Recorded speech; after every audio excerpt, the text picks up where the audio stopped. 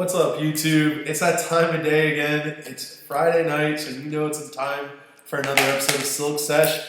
Just like Dan Lee, and I promised you last week, it was not easy, but we did get the great and powerful Dustin Bradley, and he's here in studio. What's up, Dustin? What's going on? Hey, glad to have you here, man. What's going on? What took so long? Just a busy guy. Got wife, kids. I don't got the freedom you two have. Hey, you used to have some freedom. It was good times. Yeah, the old Dustin was fun. Old Dustin was fun, but now he's responsible Dustin. That is true. And the new Dustin's definitely fun too, so calm down there, Daniel. He might have been tonight, yeah.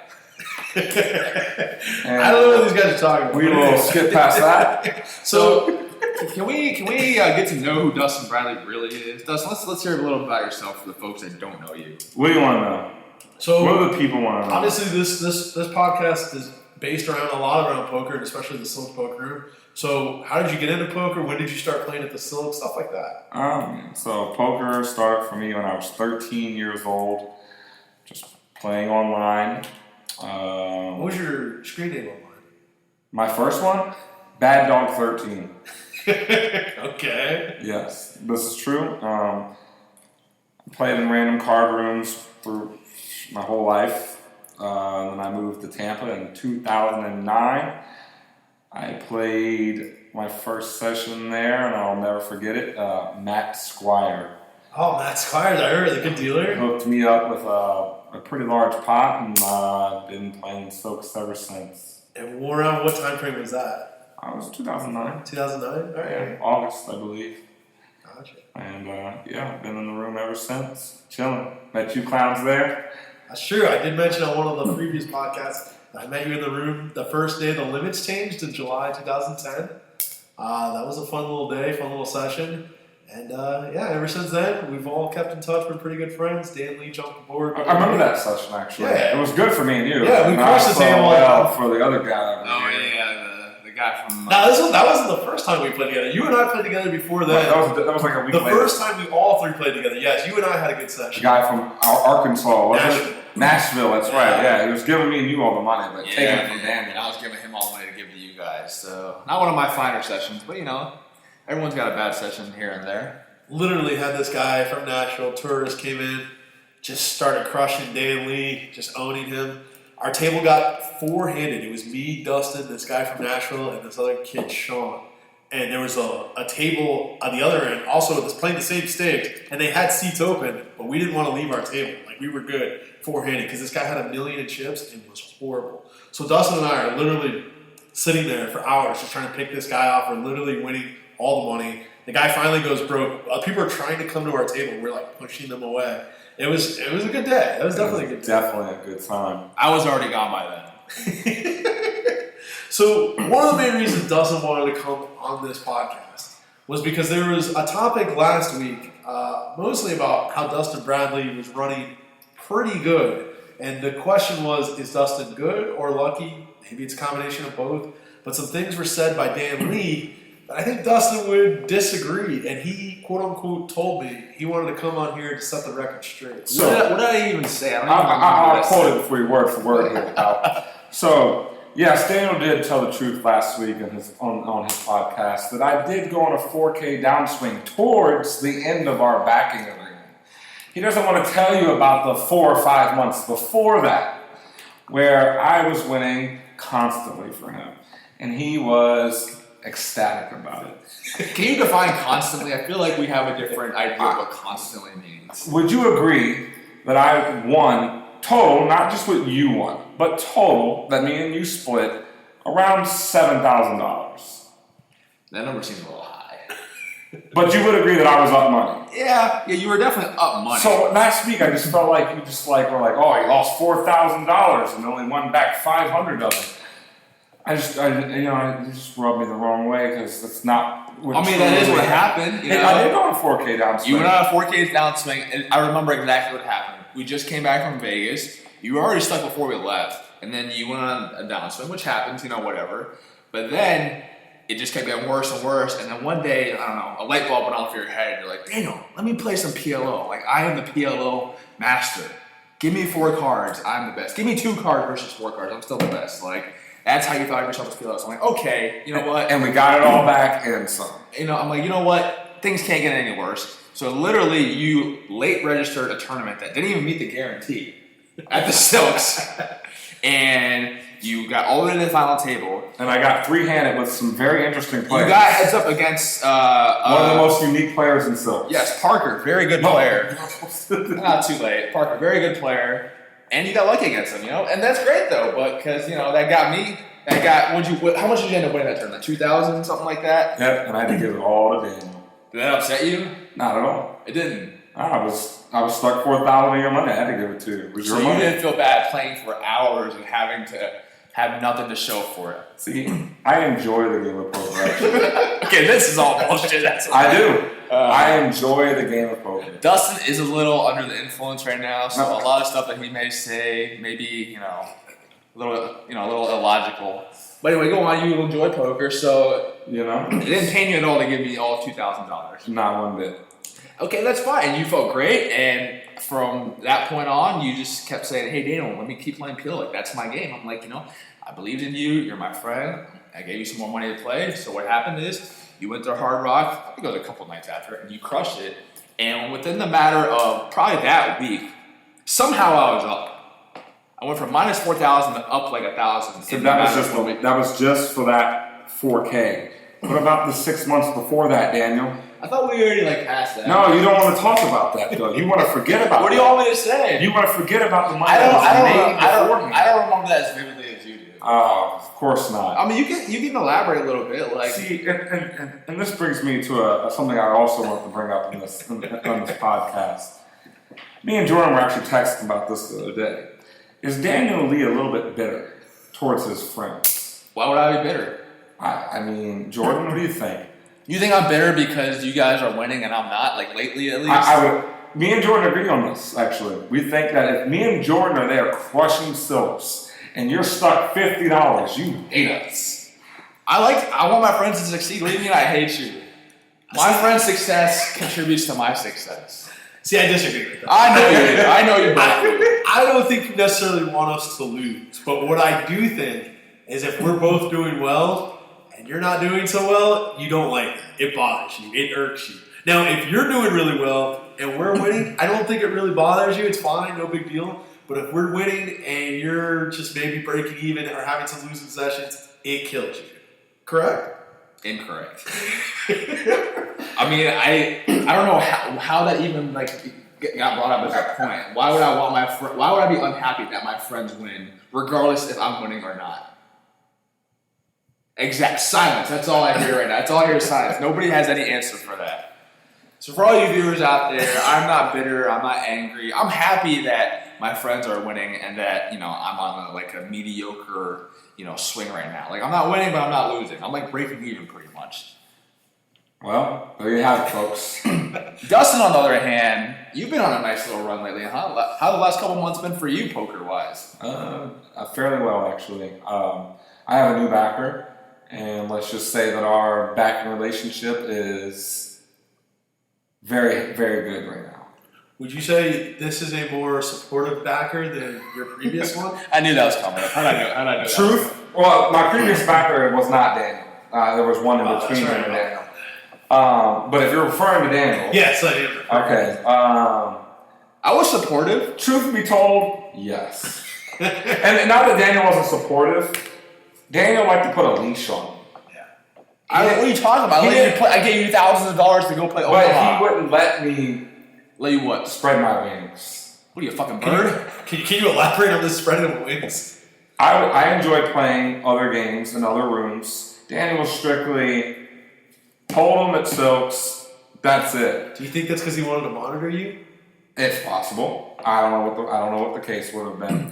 But this new backer allows me to play PLO. She lets me pick the limits if I feel the game is soft. Oh, it's a woman.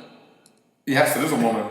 Oh, nice. And she will let me play in any room I choose. See, here's the problem. I mean, I feel like as far as from a backer's point of view, I'm more poker related as a backer, where this other person may be more of just a gambler, a chance taker. I would agree with you, but wouldn't you think that even if I'm playing poker, wouldn't there be an edge there still? I mean, let's be honest, PLO, there is a ton of luck. Oh, I'm not going to lie, there is. But in PLO, wouldn't you think that players are actually a lot worse playing PLO than they are at Hold'em? Well, if you're comparing the PLO to Hold'em at the Silks, from what I see every day. I think PLO is a game almost like Hold'em was in 2003. Like, people kind of didn't really know what the hell they were doing then. And it's going to take time to learn and adapt to what is actually the true mathematical plays in PLO. I don't think people are quite there yet. I'm not saying I'm there, because I definitely am not. But I don't necessarily like to check raise with the 8-high flush on a paired board in PLO like I've seen some guys doing at Hard Rock. Well, those guys are idiots. Oh, that's what's there. Now, let me ask you, obviously, you made an interesting point about your current backer being a little more supportive of Dan Lee, letting you spread your wings, as you said. Now, maybe Dan Lee was a little hesitant to let you spread your wings or so, because maybe he doesn't have the full trust in you. Maybe there was an incident years back where That's true. maybe he doesn't fully. I certainly remember that. I don't forget these kind of things. So in 2011 or 12, I don't know what year it was, Daniel Lee loaned me $200. So I cashed out like $800 one night on the night he loaned me $200 and did not give Daniel Lee the $200 back.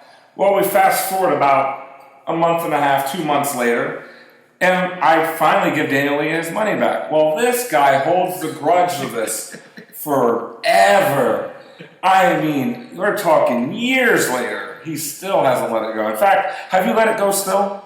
I mean, your credit's not as great as it once was me, but I'm just saying, like, okay, Jordan, let me ask your opinion on this. If you loaned a friend money, they won money, they had the money that you loaned them to pay you back that day, and then they didn't give it to you, wouldn't that kind of rub you the wrong way? It would definitely rub you the wrong way. All right, so he says my credit's not good. But wouldn't you think a guy that's cut him some breaks and some gambling debts that my credit would go up? Yeah, that's after the fact of this. Oh, no, it's definitely after the fact. I'm not denying that at all. But don't you think my credit score should go from like maybe the low 500s to at least a 650? Well, I think you were 300 for quite a while. Oh, no. Yeah, I mean, he had people in Vegas asking for my social security number to borrow 100. To borrow $100, correct. I was there for that. That was good. I would say your credit score has gone up with him. I would say you've gone in that time frame from probably in Dan Lee's book a credit score of 300 to probably about 650. No, I'm like 500 right now. No, I think Gail's got you at 650. I couldn't get a $500 credit line with him right now. Dustin's way closer. So what would you say his credit score would be with you now? What's like in a regular credit score? What's average? Like, could I get a house? No, average. If you were the bank, could I get a loan for a house? At a 10% APR, yeah. I mean, that's where we're going with this, yeah. I mean, it's funny. That wasn't even the incident that I thought you were talking about. Because I think there's something completely different. Oh, what other incident? So when I was back in Dustin, I would give him money to go play. He'd go play whatever. I trusted him. And then there was this one time he went out of town. I remember specifically. He was in Daytona, and he didn't tell me that he was playing, and he was still under my stake. So I'm pretty sure he put a picture on either Snapchat or Instagram or Twitter showing me that he crushed like 2K. And I'm like, oh, looks like you did good, Dustin. But yeah, I decided to go on my own with this one. What the fuck? I think I remember. Yeah, what the fuck? I don't remember this one. You know what's funny? I can actually pull up the picture right now. But anyway, I'm just saying, like, as your backer for that time, you not telling me and going on your own, I feel like that was kind of, What do you think, Jordan? Like, that was you? I remember you telling me this story. Because how much you want to bet if he played that session and lost it? Oh, hey, Daniel, I played the Daytona, I lost it. I really honestly don't remember this session. I remember him telling me about this when it happened. At the time, I was like, yeah, it's kind of messed up, but, like maybe... Did I have your money with me? Oh, there's that exact picture right there. November 1st, 2016, 2-5 action at Daytona Kennel Beach. Wait, no, 5, 10, 11... It's not possible. 15, 16, 17, 18, 1900. It's not possible, because according to you, I never won. I mean, what's that? Is that not what he said earlier? What's that old saying? Every squirrel finds a nut or something like that. Every blind squirrel finds a nut. But I remember this incident exactly because that's kind of when I got a little upset about that. Did I have it? Tell me. Did I have See, it? you don't remember taking this picture? I definitely not denying the picture's not mine. It's definitely not. But I just don't recall if I had your money. I didn't give you money. You didn't give me money. But you were under my stake. So it should be assumed that every time you go play, well, you're under my stake, right? Unless you like hit him up beforehand, like, hey, I'm gonna go play like whatever. Nope, never got that text. And I'm gonna play 100% myself. If he would have let you know that, then that's fine. But I was never let know. Well, maybe I was under the impression at the time that my stake was only good at silks. I don't know what happened. You didn't make a big fuss about it then. You didn't say a word to me. Actually, I did. I brought up the fact that I think actually that was like the day that I broke all ties of our backing that day because it wasn't really fair to me. Like I don't care that you won or lost. The fact that you just did it. And maybe I was in for 2,000. I don't know. No, you don't post pictures like this without being up a lot. I know you too well. If you guys who don't know, Dustin is a big fan of chip porn. He loves to post pictures of his snaps. Come on. Don't just. You can take the chip off of that too. I'm a big fan of porn as well. Well, I think most men are, but it's all right. I mean, that happens. A lot of these look like my stacks, though, from what I remember. So, Dustin, people who want to follow you, obviously you like poker. I mean, what's your Twitter handle? It's DManPoker12? Something like that. I don't know. If you all want to follow Dustin on Instagram, he's TT. Oh, TTV. D-Man Poker. Yeah, hit me up. He posts a lot of interesting poker things. I'm D-Man Poker on Twitter, though. D-Man Poker 12. D-Man Poker 12. That's where you want to follow, because that's where all the good shit is. If you guys are ever down one day, like if your dog got ran over or something, and you need like a little laugh, like to brighten your day, just follow D-Man Poker 12, and that'll inspire you and get you through the day. He's definitely very entertaining to follow on Twitter. Probably I follow a lot of like celebrities and like weird people on Twitter. Dustin's by far my favorite person to follow on there. He likes to troll. He'll talk all kinds of shit, and he's just very entertaining. And occasionally I post a dick pic. I haven't seen any of that. And I don't want to see that. So, how many sessions you put in this week, Dustin? I played. Well, actually, this week I haven't played once yet. Last week though was a very good week. I played Monday at Lucky's. I won about $1,500 and change. And then Friday night rolled around. I went to Silks. I believe I was sitting next to one of you, wasn't I? You were sitting next to me. Yep. Yeah, I crushed that night too. I won like another 17. Yeah, I felt like Christmas that day. I mean, not for me, but for Dustin. I made one particular player very angry in a hand. And I told Daniel when in the text message, I said, as soon as I get up and go to the bathroom, he's going to start talking shit. Watch. And what hand was this? Sure enough, he as soon as I got up, he says, "How bad is Dustin? He fucking sucks." Is this Phil? Whoa. No, that sounds like Phil. We love Phil. We've already talked about Phil. So this particular hand, there's a raise from allegedly Phil. He raised like 15. I'm on the button of the King Nine of Spades. I'm not a huge fan of flatting Phil because I know he's raising with any two cards. Anything. So I'm most likely 3-betting him with any hand I feel like playing. Well, King Nine Suit on the button, I feel like it's playable. So I make it, I think I made like 45 or 50. It folds back to him and Phil calls, which I knew was going to happen. Phil could have 7-6 off here and he's never folding. The flop was 7-4 deuce rainbow. Phil checked. This flop actually smashes. Yeah, I was Phil's gonna say range. this is Phil's range. But I'm never checking them. So I bet 60. I think it was. Well, Phil decides to call, which I wasn't surprised. Turn was an offsuit 8. At this point, I'm really giving up on the hand. I'm like, okay, there's no way I'm getting him to fold whatever the hell he has. He checks, to my surprise. I felt like he wanted to lead, but he didn't, so he checked. So I checked back. And the river was the best card in history. It was like an offsuit king. I got top pair, sick. Phil checks again. I'm like, all right, I'm just going to bet like 90. So I bet 90. And I get the, you hit a king on the river, Dustin? Sounds like Phil. This alleged Phil sounds a lot like Phil. And I didn't say a word. And he just splashes it in there. And I show him the king. And God damn it, you're so bad at this game. The river bails you out again. But I also wanted to point out to Phil, and I did not put chips in the pot anytime I was behind. What was Phil's hand? Oh, he had the 8-6 off. Oh, okay. He turned top pair. Yeah, and he checked out. Yeah, so I did only put chips in the middle when I was ahead. So theoretically, did I play the hand terrible? I don't think so. I mean, yeah, the river bailed me out, but in theory, I was giving up on the river anyway. I do feel like, though, if there's one player in the room that Phil goes out of his way to play against, it's definitely, and I don't know why. I never go at Phil. Ever. You did there. No, not really, though. Oh, you're 3-betting King 9 suited against everybody else, too? I mean, on the button, I might, yeah. Why not? But anyway, so yeah, that hand didn't really sit well with Phil, and I knew he was going to talk shit the minute I left, so I texted Daniel, I said he was going to talk shit when I leave, watch. And sure enough. As soon as he got up, this guy's so lucky. Dustin's so bad. Yada, yada, yada. I'm coming for all those chips. I mean, you do anger people at the table. It is something that uncanny that I've seen.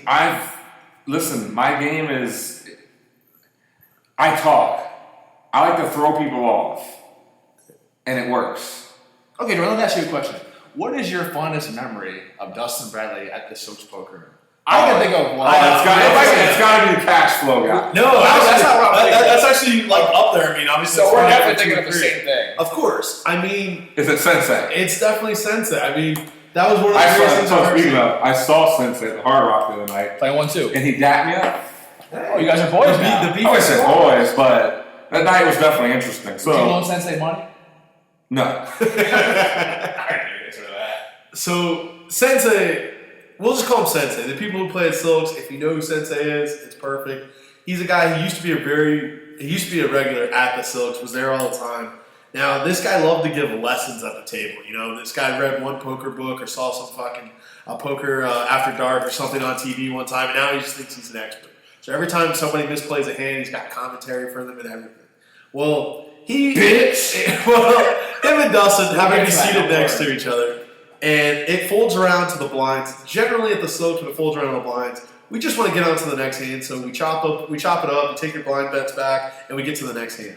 Well, Steve had what they call high hand opportunity, which is either a pocket pair, like a suited connector, where you can make a straight flush or quads. And I didn't give a fuck. And he wanted to run it out. And Dustin was like, no, let's just go to the next hand here. And just like Dustin just tossed his big blind basically at him, like, let's just go to the next hand.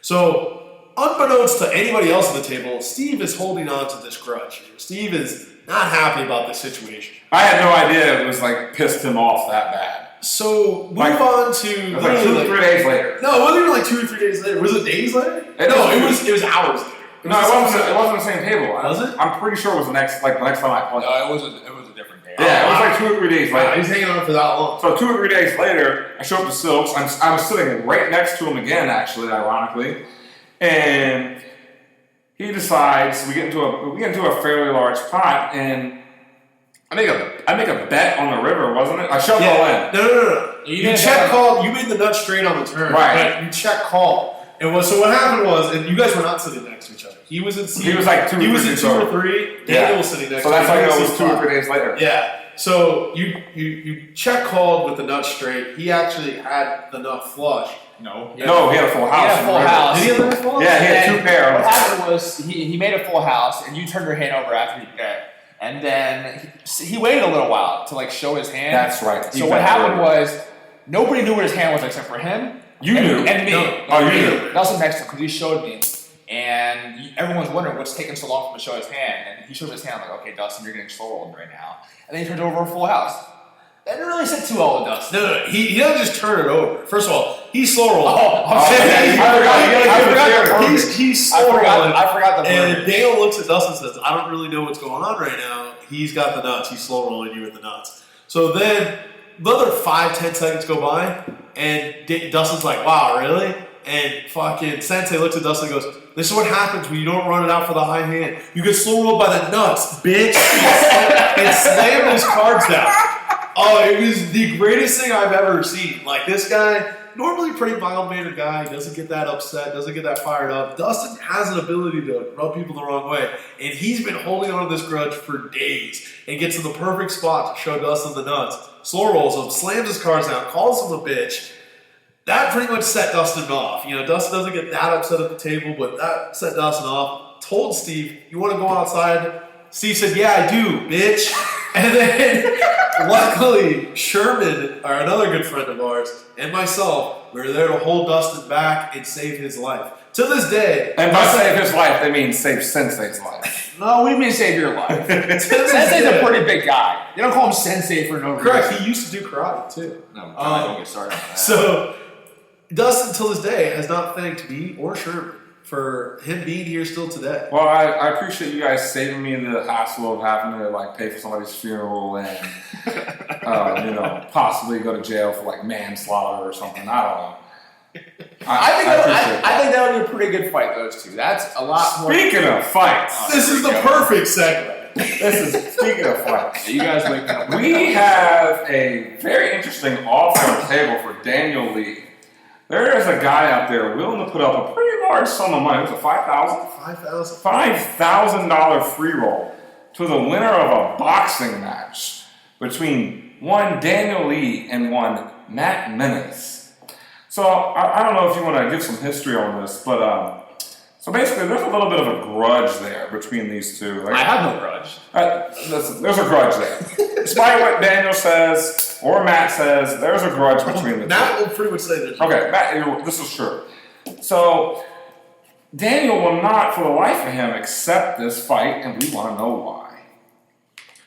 I feel like there's no reason for it. What's the point of it? It's a $5,000 free roll. Okay, as I told Jordan, you can offer me $1 million this is the and I most- would not do it. That's the most ridiculous thing I've ever heard. Yeah, I would kick him in the balls 50 times for 10% of that. I was gonna say, as long as he breaks me off a little bit, I'd let him. So, Well, I'm a little bit Matt more has a- sure than you guys. So I just go $5,000 free roll. All you gotta do is get in there, rough him up a little bit, and maybe you win.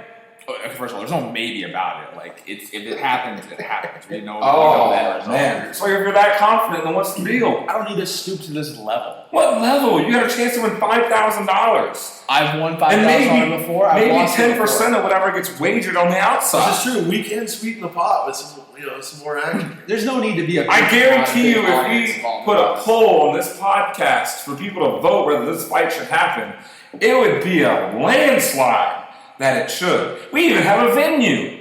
Correct. We do have a venue. We've got everything we need here. We've got. We have got somebody offering their gym for this to happen, and Daniel just refuses. Well, if you guys find anybody to fight Matt, you let me know. I'll be there in attendance to watch. But if it's gonna Well, involve there you me, have I'm it. just gonna have to, decline the invitation. Are you scared of Matt? I'm not saying anything about this any further. I mean, Well, there you have it, folks. that's about it. We were literally at the Silks today, and Matt obviously wants this to happen. His girlfriend wants it to happen. She brought it up. For some reason, Dan Lee just doesn't want it to happen. Hey, it's not my fight, so I'm not really going to get into it too much more. But it is disappointing because I think this needs to be settled between you and Matt. Matt is a regular player at the Silks. You play there all the time. You guys interact all the time. The only way this is going to get There's no interaction between us. You even know it yourself. He's the one that's always saying something, and I'm always the one just being quiet, being the bigger man, not saying anything. How many times has he said something at the table while you guys are there when I'm not there? And then how many times has he said something at the table when I am? Honestly, not that often. Like, I'm being dead serious. I've only heard him say things twice when you weren't there. I would say it's less. I don't know, if I go play cards 3 times a week, he maybe once every 2 or 3 weeks. Well, Dustin is a good friend because he always defends me when Matt says something. Oh wait, no, he doesn't. Listen, I'm not taking anybody's side. I think you guys should hop in the ring and just put the gun down and fight like a man. Of course, you want us to resort to violence and have it settled. It's not really violence though. We can get headgear involved and boxing is with gloves. The worst you get is a bloody lip. How else can this be resolved? Like, can we get a basketball match with you guys? Like, There's no resolving anything. I've put this past me already. Obviously, he hasn't, and for the rest of his life, for as long as All right, he so whenever he gets married to Shannon, has kids, with her, that she can talk to him about it, he's going to continue to go on with this so story. there's nothing you can offer him, like some kind of match that would resolve it for him, maybe. You could offer me a night of fucking the hottest girl in the world, and I would say no. Yes, exactly. This is ridiculous. No, it's not. I'm pointing out like how ridiculous it sounds, and there's literally nothing in this world that you can do that would make me go to do this. I feel like it's just stooping to like the bottom level. Hey, Dan Lee is going to be the bigger man in this situation. I mean, he must be really struggling to have to like still hold a grudge over. This had to be like 4 years ago over a little sum of money that is quote unquote owed to him.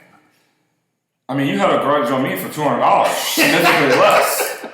Yes, that's money I lent you, and that's money that you also had to this day. And you're my friend, which I expected differently from. All right, Can you agree that's different?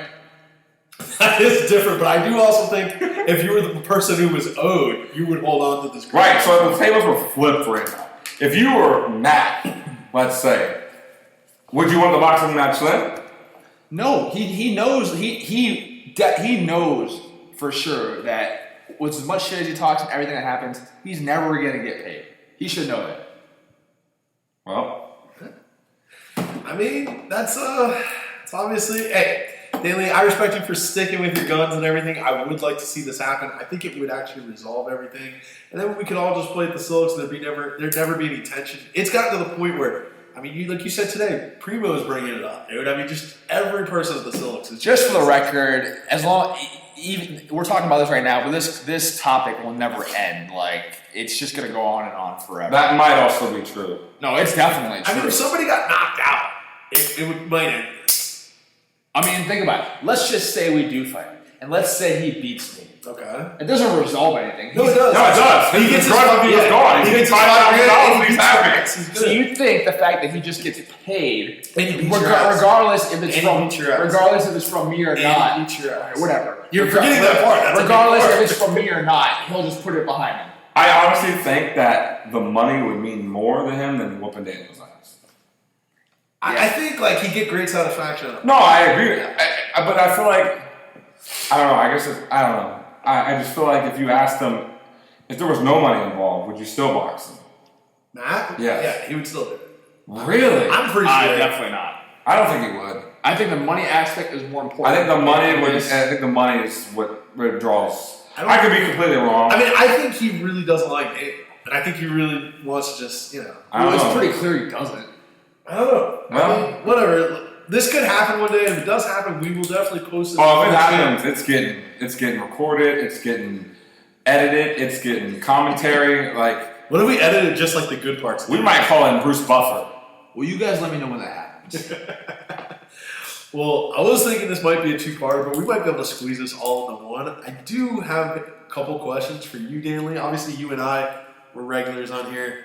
We can answer this question a little bit better than maybe Dustin. Dustin won't really take part in this question, but he could have commentary. Top 5 women at Silks. Every week, I think we're going to have a top 5 list. It could be different. It could be top 5 players you'd like to have at the table, top 5 players you think are the best poker players in Silks, top 5 women if you had to, gun pointed to your head, you had to sleep with, who would it be? I think a lot of people, especially people I know that listen to this, are interested in kind of what your thoughts are about just people in that room all the time. And I Okay, think before you go on any further, I don't see anybody ever putting a gun to your head and say, tell me who you sleep with, otherwise I'm going to kill you. I don't think that's ever going to come about. Fuck me now, Daniel! I mean, hey, I've been propositioned with that kind of scenario once or twice. I'm sure you have. So- I'm sure that happens to you all the time. In this scenario, and just so we'll go back and forth.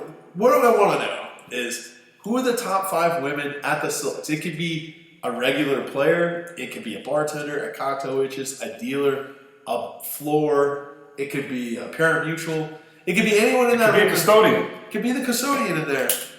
I want to know what is your top 5 women. If you had to have sexual relations with, who would they be? And I do need a little bit of an explanation as to why. And I want to start with number 5. yeah, we're gonna start with number 5. You'll go 5. I'll say my 5. We'll give a little reason, and we'll get to the one. You know, I feel like this question is better directed towards our guest on the show and not myself, more you. As a married man, I refuse to indulge in this topic. That's right, your wife doesn't know about this channel. I'm And I've met your wife. She seems like she'd be. I feel like she'd be okay with it. my wife is definitely down for a little bit of, Yeah, so girl a on little, girl, you know, but I'm good.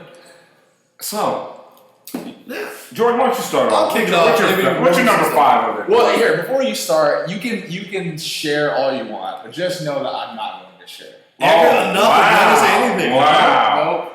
Wow. I don't know how you feel about that. Then I'm just left out to dry. I don't want people to hear this, and then you see them at the soap and things are ugly. And First of all, how much I'm there, like This is theoretical. Yeah, this is. First of all, I don't. Let me just preface. I mean, this unless and you say, can use like code names or something. no, because that's not fun. Yeah. Let me just preface this by saying, I would not ever have sex with any of these ladies that I'm going to name. Yeah. I just think there may be some more of the attractive women in the Silks who, if for whatever reason I had to, like lives depended on it, I would do it. I couldn't imagine Jordan having sex with anybody else. Yeah, I agree. So if I had to say my number 5, and Dan Lee, you can let me know if this is someone in your group or not. Before we go any further, I already told you you can share what you want with our audience, but I'm gonna. Could you at least just agree or disagree? Yeah, could you like say yes? I'll put it to you this way. I will. So what we said top 5. Yes. All right. 4 of them are cocktails, 1's a waitress. Is that fair enough for you? Not really. Okay. Well, that's as deep as I'm. Because I'm gonna not go. a big pussy like Dan Lee. I'll share this because Number 5. number 5. I think this young lady is very nice. She's got very nice features. She's got some curves. I mean, I'm a fan if that was the case. But obviously, she's basically with a guy that I think is a great young man. And I think they're a great couple. So obviously, this is not something that I would ever want to pursue or even do. But since I have to answer this question, You don't have to. That's the Yeah. thing. You came up with this question for me. I didn't come up with it for you. but I'm not a pussy. Remember, I'm not pointing the gun at your head saying, No. fuck this girl, otherwise I'm going to shoot you. I know that the person knows that when I name them, they know that I wouldn't actually want to have sex with them. So I'm going to go ahead and tell you that number 5 would probably be Nicole Tipper. I didn't mean to say both names, but it's okay. Well, hey. Anyone have thoughts on that? I didn't think that's who you would guess. I plead the 5th. No, we'll play the game next time. Wow, what is wrong with these guys? These guys are the worst. I'm sitting Listen, if here. I wasn't a married man with kids, I would totally give you my. You're voicing your opinion for Jordan, not yourself. Yeah. What are your thoughts on my pick? Do you think that's a nice pick? I mean, hey, if you like it, you like it. That's Dustin Bradley for you, ladies and gentlemen. Number 4 is a young lady who's been working there a little while. Now you know who this Very is. cute girl. Very cute, fiery personality. Her boyfriend as well, I'm a big fan of. I support them 100%. This is not meaning anything like I would want to pursue it or do this. But if I had to, my number 4 would probably be Jen. Jen, okay. Now, what do you mean, like, you wouldn't pursue it, but if you had to? Like, what possible Like, if somebody scenario was like- in the world would it be to where you would say, I wouldn't want to pursue this, but if I had to? If somebody was like, I'm going to kill you unless you tell me the top 5 girls you want to have sex with at Silks, this is what I'm telling you. Obviously, I don't want to have sex with any of these girls. No offense. I mean, Just all think great, about how ridiculous. all great girls. Think about how ridiculous. Should we edit you this just up? Yeah, sounded. this is going to be a little problem. But anyway, Jen McNabb, number 4. Very good girl. Okay. And number 3. Number 3, I think this is on most people's list. If you've played with the Silks for a long time, you know this cocktail waitress. Very beautiful woman. Is she from Hawaii? She's got a little Hawaiian flavor to her. Low is probably number 3 for sure. Okay, standard. Standard. Number 2 is a little interesting. Some people like her, some people not so much. I find her personality to be pretty entertaining. Now, obviously, I would never want to have sexual relations with this person, but if I had to, I find Do you have to be a superhero? I am a superhero, so I'm a little Isn't surprised. she that- married to a superhero? That's She what I'm is. saying. Like, She you is. need to have some sort She's of like Batman or Superman. So He's we won't even definitely, say- he's definitely Superman. We won't even say this person's name then, because Oh, she knows who she is. she knows who she is. If she happened to hear this, she knows who she is. She's So what are married you, like to a Black Panther? Is that like your superhero? Is that what you No, he's like the Black Hulk. Yeah, I got a Hulk dick, so it's all good. So that would be my number 2. All right, and number 1 takes the cake Number 1 is First of all, how close is number 1? to number 2. not that close. So it's like it's a huge gap. It's like a landslide. Number one can get it. But now I'm sure she'd be thrilled to hear this. We won't even say number one's name. This is obviously a woman who, if you play at the Silks, you know who it is. We didn't say her name last week. I'm not going to say her name this week, but yeah, number one is who you all think. How long has she been dealing there? Oh, it's a dealer. Oh, so how do you know it's a dealer? Wait a minute. So how come you name the first three, but you go unnamed the next two? Because I know the first three a little bit better. Well, no, I mean, I guess I don't know. You know the second one better?